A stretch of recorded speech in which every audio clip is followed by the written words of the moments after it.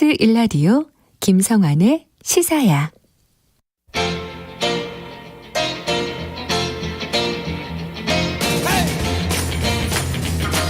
한 주 동안 있었던 뉴스 가운데 우리가 조금 더 깊이 들여다봐야 할 이슈를 짚어보는 시간입니다. 뉴스야 외전 함께 하실 패널 두 분 소개해드리겠습니다. 김민하 시사평론가 모셨습니다. 안녕하세요. 안녕하세요. 배종찬 인사이트 K 연구소장 자리하셨습니다. 안녕하십니까. 네. 우리 지난주에는 청와대 참모진 개편과 개각, 민주당 원내대표 경선에 집중을 해서 얘기를 좀 해봤잖아요. 네. 그때도 청취자 여러분들께 미리 고지를 해드린 것처럼 오늘은 야권 통합, 국민의힘 당권 레이스, 주로 야권에 대한 얘기를 좀 중심으로 얘기해 보도록 하겠습니다. 지금 국민의힘 선거 끝난 지 얼마 되지 않았는데 이른바 도로 한나라당으로 간 거 아니냐 이런 논란이 좀 제기가 되고 있는데요. 그 배경에 탄핵을 부정하는 발언 그리고 사면을 주장하는 목소리 이게 좀 깔려 있는 것 같아요. 이 두 분께서는 지금 이런 국민의힘 모습 어떻게 일단 평가를 하시는지 말씀을 좀 듣고 얘기를 좀 더 깊이 해보도록 하죠. 예상을 했던 것 같아요. 예상을 하고 있었다. 네. 대체로 누가 예상을 했냐면 전문가들도 그렇고 평론가들도 그렇고 유권자들도 예상을 했을 것 같아요. 그러니까 재보궐선거가 이제 이 국민의힘의 승리다. 이렇게 이제 인식을 했을 가능성이 상당히 높은 거죠. 그런 이야기를 누차 우리 또 시사회를 통해서도 드렸었는데 물 들어왔을 때 노져 보자 이런 생각에 또 자신감이 지나칠 정도로 충만해질 수 있는 거죠. 왜냐하면 유권자들의 심판이 있었다. 그래서 앞으로 우리의 그렇죠. 주장을 마음껏 이야기할 수가 있고 그리고 국민의힘의 보수성을 더 강화해야 된다. 이런 판단을 내렸을 수도 있을 것 같아요. 그런데 득표율로 보자면 압승을 한 건 맞으니까요. 네. 그렇지만 누누이 말씀을 드렸지만 지난 재보궐선거는 민주당에 대한 평가였지 국민의힘에 대한 평가가 아니었단 말이에요. 그런데 이제 사면론이 부각될 수밖에 없는 것은 결국 국민의힘은 탄핵의 강을 건너갈 수밖에 없습니다. 대선을 앞두는 건너가야 되죠. 지난 국회의원 선거에 있었잖아요. 그죠? 그때도 이제 총선이 있었죠. 네, 총선이 있었을 때도 유승민 전 의원이 제기했던 것이 바로 세 가지 중에 하나가 탄핵의 강을 건너야 된다는 거예요. 그런데 자, 탄핵의 강을 건너는 데는 두 가지가 있습니다. 이 사면론인데 이 사면론과 관련해서는 하나는 부정론이에요. 그러니까 탄핵에 대한 자체를 부정하는 겁니다. 아니 이거 우리가 뭘 잘못했어? 이건 억울해. 이렇게 이제 접근하는 게 하나가 있고. 국민의힘 최다선인 서병수 의원의 그러니까요. 그 말씀을 드리려고 하는 거예요. 그것도 대정부 질문에서 이렇게 되면 중도층이 못 받아들일 거예요. 왜냐하면 중도층과 진보층을 중심으로 해서 지난 2016년 이 국정농단에 대해서 심판을 내린 것이 2017년 대선의 결과였거든요. 네. 그런데 지금 이야기할 때 사면론이 공감을 얻으려면 공감 자체를 얻기도 상당히 힘들지만 공감은 부정론이 아니라 동정론이죠. 잘못했다. 네. 잘못했고 사과를 합니다.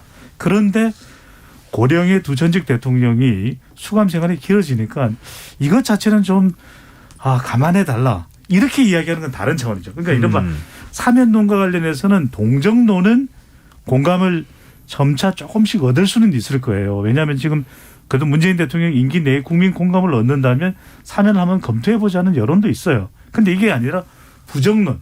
아니 뭐 잘못했어 우리가.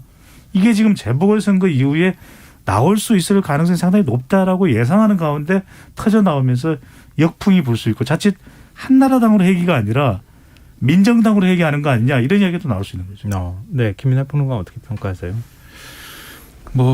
간단한 셈법인데 탄핵과 선을 긋고 그런 전직 대통령들 문제를 더 이상 거론하지 않는 게 정권 교체나 보수 정치의 미래를 위해서 바람직하다는 거를 누가 모르겠습니까? 국민의힘의 정치인들도 모르지 않을 거예요, 머리로는. 근데 이제 결국은 지지층 의식하는 거죠. 특정 지역을 중심으로 한 그리고 아직도 전직 대통령들에 대한 향수와 그런 어떤 나름의 정치적 의리를 가지고 있는 그 계층을 의식을 하는 거고 결국은 당내 선거의 계절이 돌아왔구나 이런 생각을 하는 겁니다. 김종인 전 비대위원장 얘기를 안 할 수가 없는데 작년에 대국민 사과를 했잖아요. 대국민 사과했을 때 그때 탄핵의 강을 건넜다 이렇게 평가를 받았거든요. 근데 지금 탄핵의 강을 건너지 않은 것 같다 이런 평가가 지금 나오는 측면 하나하고 또 하나는 지금 국민의힘 지도부 체제가 개편되는 과정에서 국회의원들 뭐 지역구 의원들의 3분의 2가 지금 영남권 의원들이기도 하고 또 당원들의 표심에 호소할 수밖에 없는 상황이니까 영남권 정서에 호소하는 측면도 있다. 이렇게 지금 분석을 해 주시는 것 같은데 김종인 전 비대위원장이 다시 원래대로 되돌아갈 것이다. 이렇게 발언한 게 맞아떨어지는 거 아니냐 이런 얘기도 있어요. 그런 전망을 하고 떠났잖아요. 그래서 김종인 전 비대위원장의 표현을 빌자면 이 국민의힘은 곧 아사리판이 될 것이다. 그러니까 이 아사리는 사전을 찾아보시면 돼요. 이게 뭐 욕설은 아닙니다. 네네. 어떤 상황에 대해서 몹시도 어지러운 형태를 이제 아사리라는 표현을 쓰는 것인데 국어 사전을 찾아보면 내용을 정확하게 확인하실 수가 있는데 이러면 이제 세 가지 현상이 일어나는 거죠. 뭐냐? 김종인 전 비대위원장은 일종의 중도 견인의 승부사다 이런 이야기를 해요. 네. 그러니까 이제 선거 때가 되면 이제 등장을 합니다. 민주당이 됐건 아니면 보수정당이 됐건. 그런데 김종인 전 비대위원장이 떠나면서 어떤 현상이 나타나는 거냐. 도로 보수 강경 회귀가 될 것이다. 이런 이야기가 나왔단 말이에요. 그래서 어떤 현상이 나타나냐. 지금 친이 친박 현상이 또 나타나요. 왜냐하면 오세훈 시장과 부산의 박형준 시장은 문재인 대통령과 오찬하면서 바로 어떤 이야기를 꺼내들었냐. 전직 대통령의 사면론을 이야기했습니다. 그런데 네. 박근혜 전 대통령과도 관계가 있지만 이명박 전 대통령과 두 사람은 깊은 관계예요. 그렇죠. 그렇기 때문에 그걸 청와대 회동에서 바로 제기를 한 겁니다. 그러니까 이른바 친이 친박으로 돌아간 거죠. 왜냐하면 서병수 전 부산시장 현 의원은 또 친박이에요. 네. 잘 아시지 않습니까? 네. 자, 두 번째는 어떤 현상이 나타나요? 물 들어왔을 때 노젓는다는 것은 총선 승리의 결과가 있으면 이걸 가지고 쇄신을 해야 되거든요.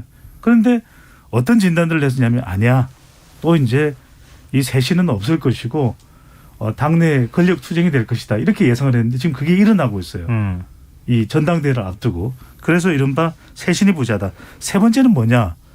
지난 재보궐선거를 진정한 승리로 생각한다는 거예요. 거듭 말씀드리지만 저는 폄하하고 싶은 생각이 전혀 없습니다. 그런데 네. 데이터로 보면 냉정하게 표현하면 국민의힘을 선택했다기보다는 민주당을 버린 선거예요. 거듭 설명드리지만 그것은 이 착시 현상입니다. 이겼다고 생각하는 순간 패배한다라는 선거의 격언을 반드시 기억할 필요가 있는 거죠.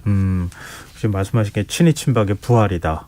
그러니까 지금 초재선 수도권 중심으로 한 초재선 의회는 거기에 또 견제구를 좀 던지고 있는 이런 상황인 것 같고 뭐 앞서 이제 말씀 잠깐 하셨지만 탈영남당이 되어야 할 필요가 있는데 중도 확장성을 위해서는 다시 되돌아가려고 하는 관성이 작동하고 있다. 이제 이런 평가를 해주셨는데요. 김인하 평론가 어떻게 보세요? 그 전선이 이제 김종인 비대위 시절부터 이제 형성이 이미 돼 있었던 거죠. 그러니까 지난 총선 때 이미 지난 총선을 통해서 이제 이 지금의 국민의힘이 한번 이 국민들로부터 심판을 또 크게 계속 받으면서 김종인식 개혁을 갈 것이냐 아니면 다시 보수회기로 갈 것이냐 이걸 두고 당내에 이미 전선이 있었던 것이고 이 초선들은 이제 김종인식 개혁을 계속해서 해야 된다라는 주장을 하면서 김종인 전 비대위원장이 이제 뒤에 숨어 있었던 건데 이제 김종인 전 비대위원장이 떠났기 때문에 네. 이 중진들과 그다음에 영남을 기반으로 한 원래 당의 주인들이 이제 목소리를 높이는 국면이 됐고 그러다 보니까 이제 친이 친박의 부활이다 이렇게 얘기할 수 있는 그런 국면도 그래서 온 거죠. 결국 이 상황을 김종인 전 비대위원장도 자기가 비대위원장 하면서도 계속 겪었기 때문에 네. 그리고 바로 이 과거 회기를 할 것이다라고 본인이 이제 점 찍었던 세력들이 밖에 있는 이제 안철수 대표를 차도살인의 형식으로 김종인 견제용으로 또 쓰고 있구나 이렇게 본인이 판단을 했기 때문에 네. 이 비대위원장 그만두고 나서 계속 인터뷰에서 계속 동일한 얘기를 계속 한 것이다. 그래서 그 예측대로 갈 수밖에 없다는 단서가 이미 김종인 비대위 시절에 있었다 이렇게 봐야겠죠. 네. 근데 지금 이 국민적 공감대가 어느 정도 형성되느냐가 중요하지 그렇죠. 한 거 아니겠습니까? 네네. 결국 뭐 탄핵의 강을 건너든 아니면 뭐 사면론이든 간에 뭐 앞서 이제 동정론에 대한 말씀도 해주셨지만 근데 여론이 썩 좋게 반응이 나오는 것 같아 보이진 않아요. 일단 갤럽 여론조사가 나왔는데 국민의힘 지지율이 좀 약간 떨어진 것으로 나왔어요. 일단 김인하 평론가께서 여론조사 결과를 좀 정리를 해 주시죠. 국민의힘 지지율에 대해서요. 예. 아무래도 이제 원래 여론조사 하면 배종찬 소장님인데 시작하기 전에 그만해요. 이 두 분이 이 글씨들이 눈이 안 보이기 시작했다 이렇게 호소하셔가지고 아니 무슨 그런 이야기를 해요. 훨씬 젊은 제가 또 이렇게 이거 너무 우리 분위기 딱딱하니까 좀 부드럽게 몇 살밖에 해주려고. 차이 안 나는데 뭐 그렇게 제가 볼 때는 뭐 한 20세 정도 차이가 나는 분위기 속에서 네. 적당히 해요. 이런 굳은 일은 또 제가 나서야죠. 예. 일단 국민의힘 지지율이 3개월 만에 떨어졌고 더불어민주당은 소폭 상승했다라는 이런 결과인데 이것은 한국갤럽이 자체 조사한 그런 결과입니다. 그래서 어느 정당을 지지하느냐 이렇게 물어보니까 더불어민주당이 응답자의 32%, 국민의힘이 28%, 정의당이 5%, 국민의당 4%, 열린민주당 2% 이렇게 결과가 나왔다는 건데요. 이 더불어민주당을 지지한다라고 밝힌 응답은 지난주 조사와 비교를 하면 1%포인트가 올랐고 6주 만에 반등했다라는 게 이 결과고 반면 국민의힘은 2%포인트가 하락했다라는 겁니다. 그리고 이제 여기서 또 눈여겨볼 만한 대목이 재보궐선거 이후에 관심을 받고 있는 20대의 경우에는 무당층이 44%로 가장 높은 걸로 나타났고 이 계층에서 민주당이 25%, 국민의힘이 17%, 정의당 9%, 국민의당 3% 이런 순으로 지지한다는 정당 순위 이렇게 나왔고요. 네. 그다음에 또 문재인 대통령 직무수행에 관련된 부분도 있는데 긍정평가의 경우에는 지난 조사보다 1%포인트 상승한 31%, 부정평가는 2%포인트 하락한 60%로 나타났고요. 즉 격차가 부정 긍정 격차가 32%포인트에서 29%포인트로 한 주 만에 이제 좀 줄어들었다. 이런 결과입니다. 이 조사는 한국갤럽의 자체 조사로 지난 20일부터 22일까지 4일간 전국 성인 1,003명을 대상으로 실시를 했고 자세한 사항은 중앙선거 여론조사 심의위와 한국갤럽의 홈페이지를 참조하면 됩니다. 오, 네. 눈이 건강하네요. 자, 그러면은 분석을 좀 해주시죠. 아니 근데 이 조사에서 저는 네. 눈여겨봐야 되는 부분이 국민의힘 지지율이 2%포인트 내려갔다. 이거 분명히 이 선거에 대한 결과를 계속 유지하지 못한 거죠. 그러니까 그렇죠. 사면론과 관련된 발언 또는 이 재보궐선거 이후에 좀 더 혁신적인 모습을 보이지 못한 당에 대한 이 이미지 이것도 영향을 미쳤을 것으로 보이는데 전 중요한 게 네. 출구조사에 따르면 이 서울시장 보궐선거에서 오세훈 후보를 지지한 20대 남자가 70%가 넘었어요. 그런데 이번 조사 결과를 보면 20대의 경우에는 무당층이 44%로 가장 많았다. 네. 근데 20대가 그러면 지난 보궐선거에서 오세훈 후보 지금 이제 시장 그렇게 네. 지지했다면 높게 나와야 되잖아요. 그런데 네. 민주당이 25%, 국민의힘은 17%예요. 네. 그러니까 국민의힘이 오히려 더불어민주당보다 지지율이 낮게 나타났잖아요. 그러니까 그때도 말씀드렸지만 국민의힘에 대한 선택이 아니라 민주당에 대한 평가였다라는 것을 반드시 인식을 할 필요가 있는 거죠. 네. 그러니까 제가 봐도 그런 측면이 있는 게 방금 말씀하신 이제 부동층, 20대 부동층의 경우도 그렇고 사실 2%포인트, 1%포인트 이걸 가지고 이제 좀 오르락내리락 했다라고 평가하는 게 네, 그건 사실은 좀, 네. 그렇죠. 네. 통계로 보면 사실 의미 없는 숫자거든요. 네. 그래서 이게 선거 전이나 선거 후나 사실은 유권자들의 태도는 똑같다고 봅니다. 지금 계속 똑같이 이어지고 있는데 그 의미가 뭐냐. 이제 팔짱 끼고 지켜보고 있는 거예요. 지난 선거에서는 한번 여당이 한번 혼나봐야겠다라고 생각해서 정말 이제 회초리를 들었지만 그렇다고 해서 말씀하신 것처럼 이 완전히 국민의힘으로 넘어간 게 아니기 때문에 결국은 이렇게 우리가 한번 이 목소리를 내줬기 때문에 앞으로 당신들 어떻게 하는지 지켜보겠어. 이 메시지거든요. 그런데 그 메시지에서 이제 그 메시지에 근본적으로 좀 이동이 있고 뭐 이렇게 변화가 있을 만큼의 그러한 인상적인 변화를 여야 모두가 보여주지 못하고 있다라는 그런 결과로 볼 수 있는 여론조사 같습니다. 네. 지난번에 서울 부산시장 보궐선거 때 보면 국민의힘 후보의 지지율이 50에서 60% 정도 나왔잖아요. 그러니까요. 근데 지금 국민의힘 지지율이 28% 정도로 나왔다. 오히려 민주당 지지율이 더 높게 나온다. 이건 지금 국민의힘에서 참 곱씹어봐야 할 여론조사 결과가 아닐까 그런 생각이 드는데요. 이거 하나만 좀 여쭤보고 다음 얘기를 좀 넘어가죠. 네.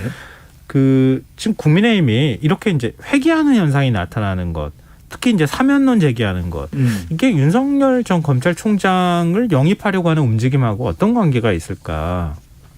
글쎄요, 뭐 관계가 없다고 보기도 힘들고 그렇다고 관계가 있다고 보기도 힘든 것은 네. 아직 윤석열 전 총장이 정확하게 국민의힘 참여 입장을 밝히지도 않은 것이고 심지어는 대권 도전 입장도 밝히지 않은 상황에서 사면론을 정교하게 다루지 못할 경우에 오히려 국민의힘 지지율은 내려갈 수도 있거든요.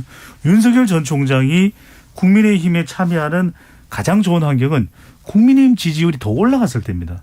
그렇다면 더 올라갔을 때 참여할. 그렇죠. 그렇다면은 네. 제3지대가 아닌 윤석열 전 총장으로서는 국민의힘이 가장 나은 선택일 수가 네. 있겠죠. 그런데 이처럼 아직 공감대가 만들어지지도 않은 상황에서 사면론을 섣불리 이야기했다가 지지율이 더 내려가고 비호감 이미지가 높아지면서 수구 정당의 성격이 강해진다면 윤석열 전 총장으로서는 국민의힘을 선택하기가 더 어려워지는 것이거든요. 그러니까 윤석열 전 총장의 참여를 감안해서 이렇게 사면론을 제기했다 보기는 힘든 것이죠. 또 하나는 예.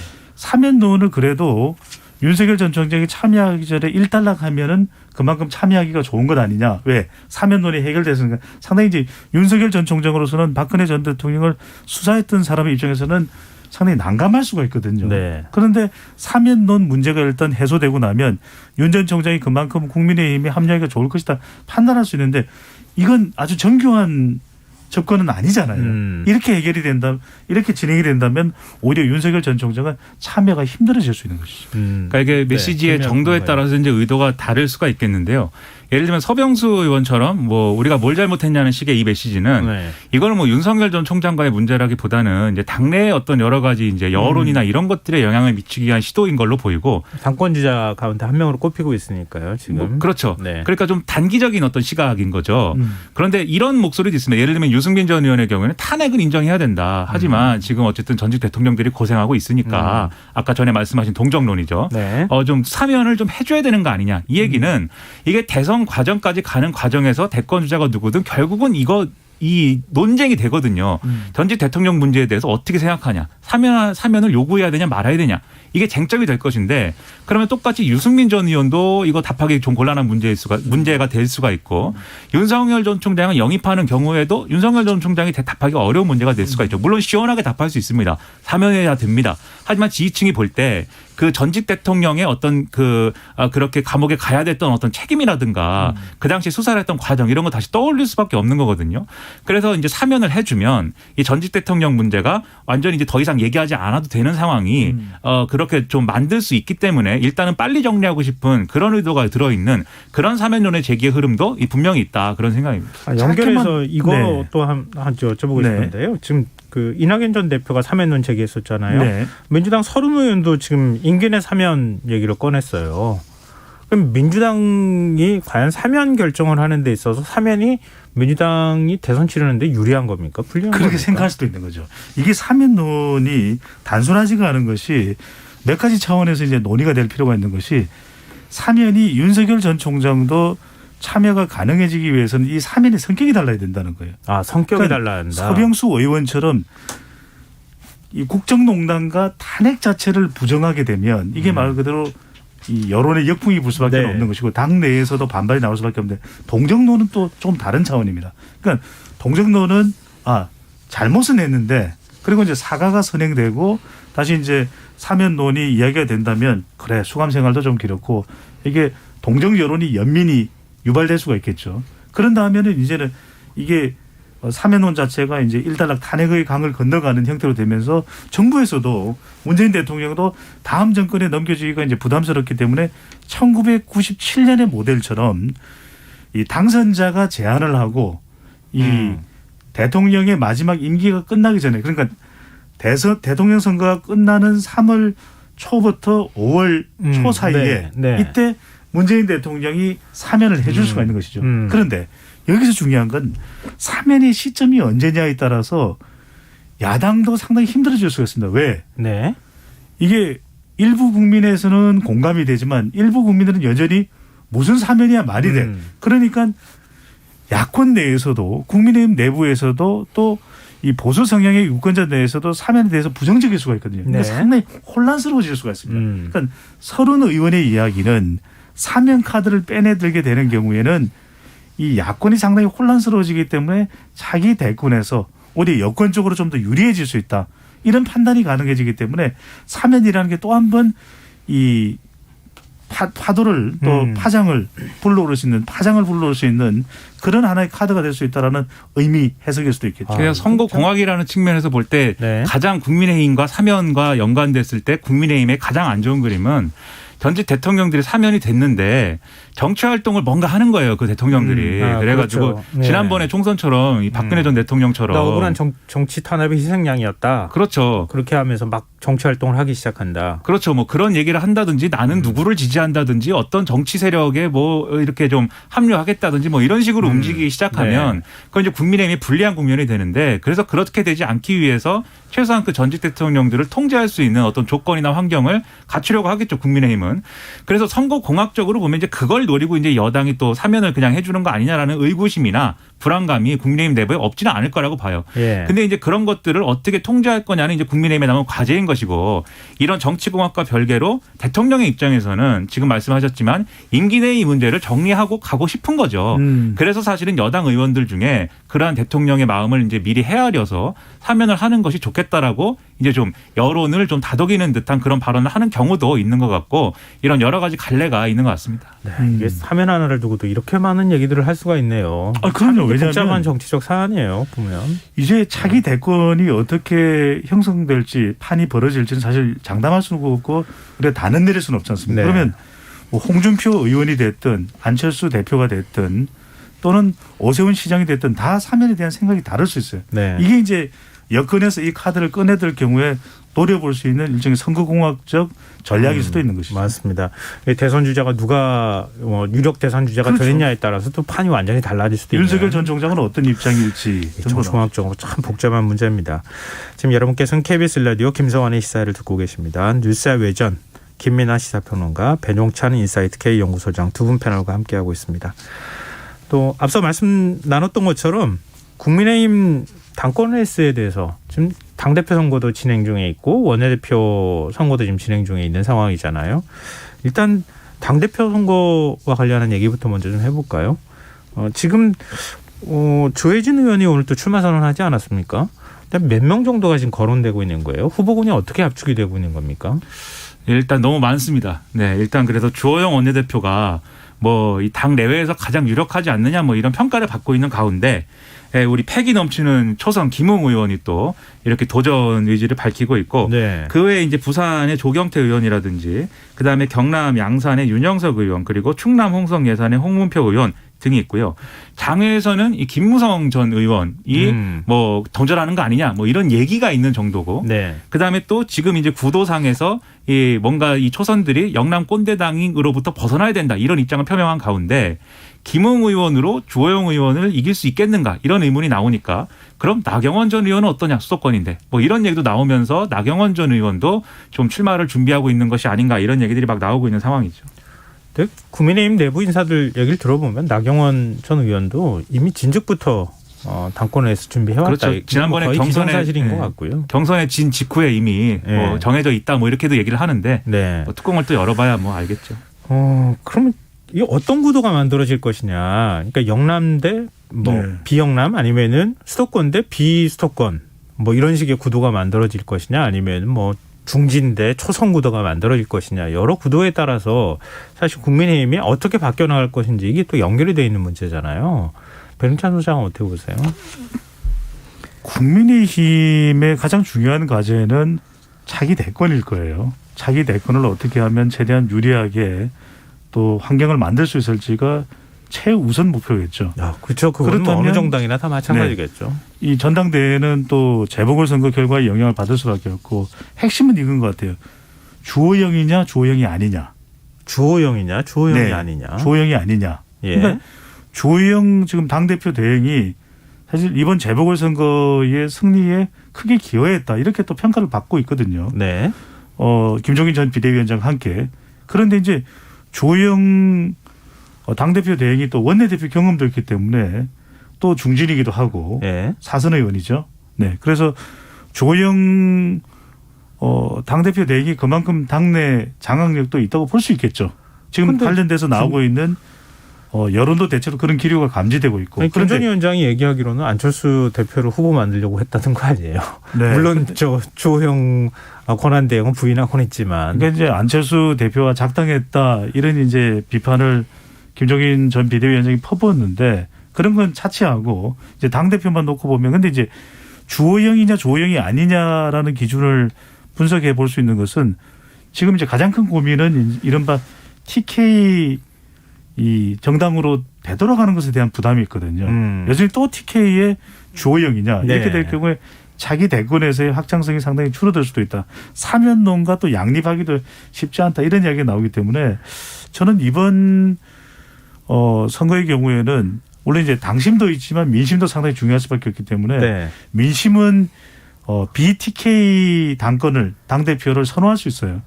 오히려 이제 당 내부에서는 주호영 당대표 대행에 또 선거 결과에 따른 당내 영향력도 있기 때문에 그래서 중요한 건 결국 국민의힘 지지율이 좀 흔들리고 전당대회 전까지 또 차기 대권이 더 강조된다면 BTK 당대표를 선호할 가능성도 여전히 열려 있을 것으로 보입니다.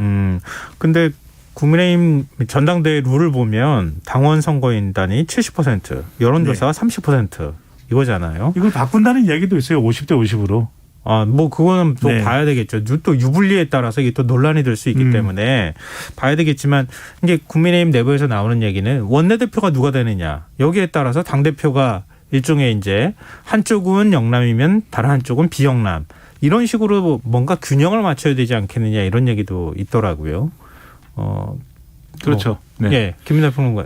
예. 그래서 지금 원내대표 이제 후보는 뭐 아시겠지만 김기현 의원, 권선동 의원, 유의동 의원, 김태흠 의원 이렇게 4파전이고 소위 이제 김기현, 권선동 양강구도 아니냐 뭐 이렇게 얘기를 하는데 결국 이것도 김기현 의원이 영남 출신이니까 그리고 나머지 이제 비영남들이 어떻게 경쟁하느냐 이제 이 구도로 이제 가는 거죠. 네. 근데 여기도 이제 잠복해 있는 구도가 이제 젊은 그다음에 좀 젊은 후보가 되는 게 좋다. 뭐 이런 것들이 이제 잠복해 있는 또 하나의 이제 전선이기 때문에 네. 이런 것들이 어떻게 소화될 것이냐가 문제인데 결국 김기현 의원이 되면 어쨌든 영남 이제 후보니까 그럼 당 대표는 비영남으로 균형을 맞추는 게 좋지 않는가? 뭐 이런 여론이 이제 이어질 수 있다. 이렇게 보는 이 측면도 있죠. 네. 근데 확실히 이 원내대표와 대표를 다 영남이 독식한다라고 하면 그건 이제 부담되는 건 맞습니다. 그래서 선거라는 게 그런데 순차적으로 이제 진행을 하는 것이고 또 세력과 세력의 이제 대결이기 때문에 반드시 이제 그 선택지를 결과적으로 피해갈 것이냐는 또 장담할 수는 없는 거죠. 그런 점에서 이런 게 있어요. 이게 주호영, 김웅 이 대결 구도라고 한다면 그러면 이게 전선이 명확합니다. 김웅 의원이 만약에 당대표가 되면 상당한 혁신이다. 이렇게 사람들이 평가를 할 수가 있을 것이고 당 바깥에 있는 김종인 전 비대위원장도 초선 대표로는 이미 본인이 얘기를 했기 때문에 이것은 이제 인정해 줄 거예요.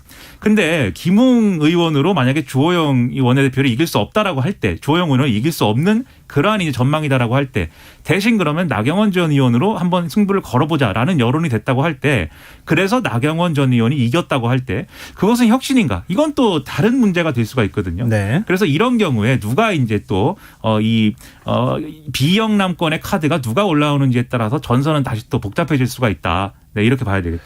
그렇죠. 뭐 지금 이제 본격적으로 선거운동이 이루어지지 못하고 있는 상황이기 때문에 어떻게 당대표가 될지 저희가 뭐 섣불리 지금 예측하기는 참 쉽지는 않은 상황이에요. 앞서 이제 뭐 주호영 대 비주호영 뭐 이렇게 또 얘기도 해 주셨지만 근데 이번 그 전당대회하고 원내대표 선거가 앞으로 대선을 치르는 데 있어서는 굉장히 중요한 아주 구도가 중요하죠. 될 것이면 뭐 틀림이 없겠죠. 네. 민주당 같은 경우에는 지금 친문 원내대표의 친문 당대표가 되느냐 안 되느냐 이거 가지고 지금 국민들의 시선이나 여론이 달라질 수 있을 것이다 얘기하는 거랑 거의 비슷한 상황인 것 같아요. 근데 여기서 이제 핵심은 우리가 이상적으로 생각하는 것과 현실은 다를 수도 있다라는 것이죠.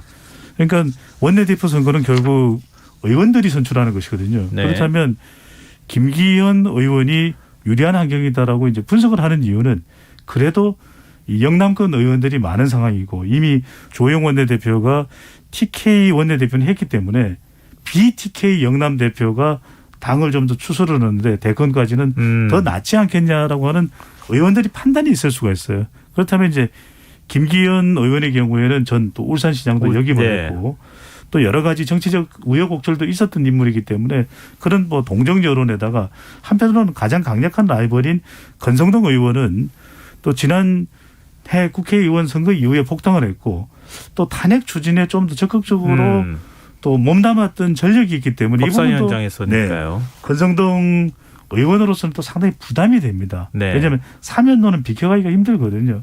그렇다면 결과적으로 이제 김기현 원내대표가 가정하는 겁니다. 네. 김기현 원내대표가 된다면 적어도 당대표는 비영남권이 선호될 수 있는데 인물이 없죠.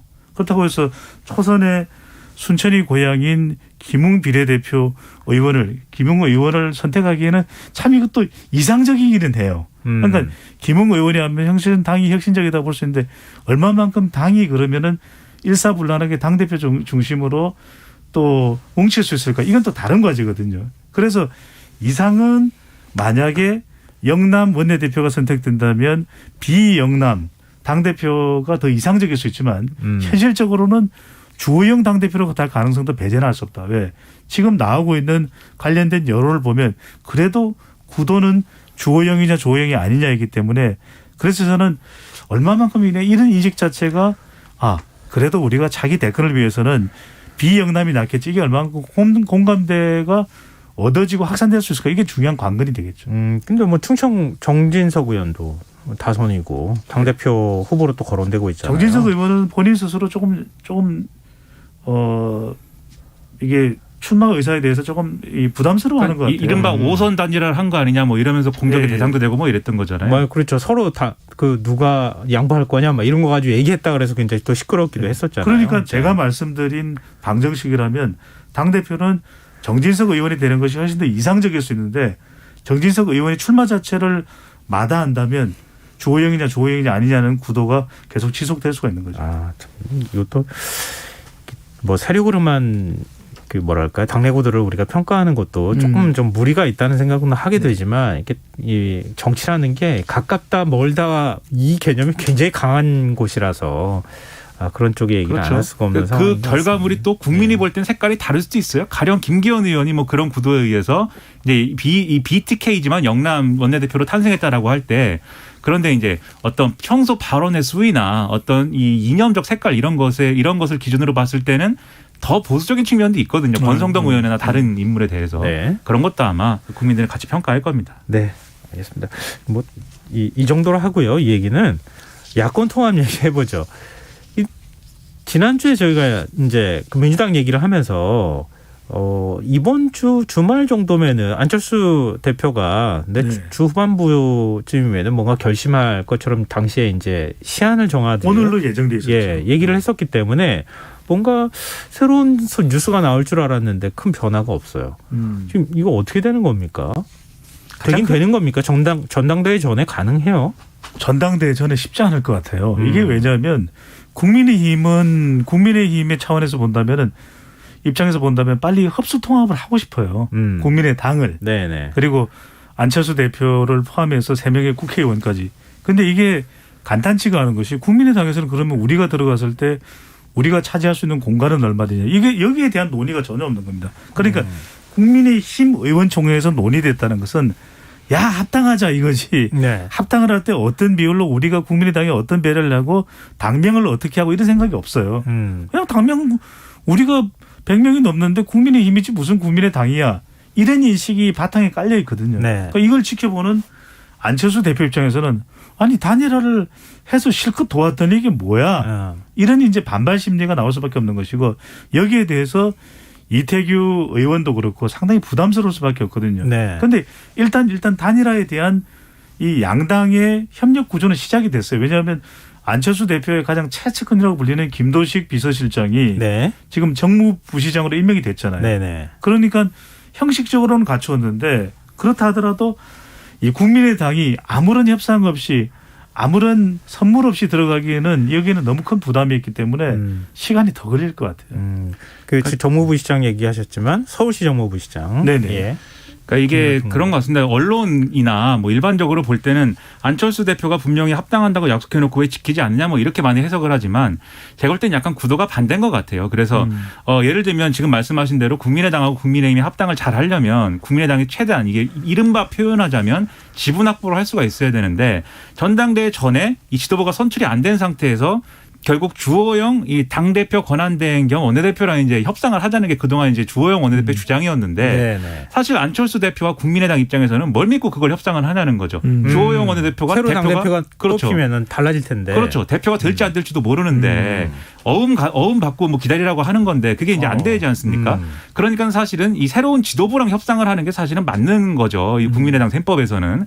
그런데 이제 국민의힘 입장에서는 사실 지금 솔직히 말씀드리면 국민의힘의 속내는 일단 지금은 들어오든지 말든지 관심이 없다 같아요. 지금 상황에서는 새로운 지도부가 이제 구성이 되고 그 다음에 이제 대권은 어떻게 갈 것이냐 좀 이 정리를 하면서 이제 안철수 대표를 끌어들이느냐 뭐 이 전략을 세우면서 이제 갈 문제인데 지금은 일단 당내에 무슨 이 세력의 어떤 다툼을 하느라 정신이 없는 구도여서 들어오면 뭐 주호영 원내대표에게는 좋은 일이고 왜냐하면 어쨌든 본인이 이 협상을 하고 있다라고 그동안 주장을 해왔으니까 네. 그럼 이것도 선거 아닙니까? 그러니까 주호영에게는 좋은 일이지만 나머지 사람들에게는 지금은 별 관심사가 아닌 것 같습니다. 그래서 이 몸이 달아있는 것은 오히려 안철수 대표일 수 있고 오히려 국민의힘은 지금 상당히 약간 오만한 그러한 태도 속에 있는 것 같아요. 뭐 서로 별로 몸이 안 달아 있는 것 같은데요, 보니까.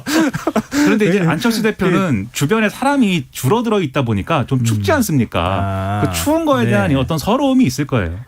지금 이 국민의힘 내부에서도 당권 잡기 위해서 중진들이 기다리고 있는 상황인데 주호영 권한대행의 움직임에 끌려갈 수도 없는 상황이고 안철수 대표 입장에서도 뭔가 이 통합을 한다고 하면 대통합 형태로 뭔가 모양을 좀 그럴싸하게 만들어야 차기 대권까지 갈 수도 있을 텐데 그게 아직 조성될 수 있는 분위기가 아니다. 그러니까요. 안 대표도 오히려 좀 더 지켜보자일 수도 있어요. 본인이 이제 대선 출마를 시도하게 되면 보수 야권 통합 논의가 또 나올 수밖에 없기 때문에 나도 좀 기다릴래 이런 마음일 수가 있는 거죠.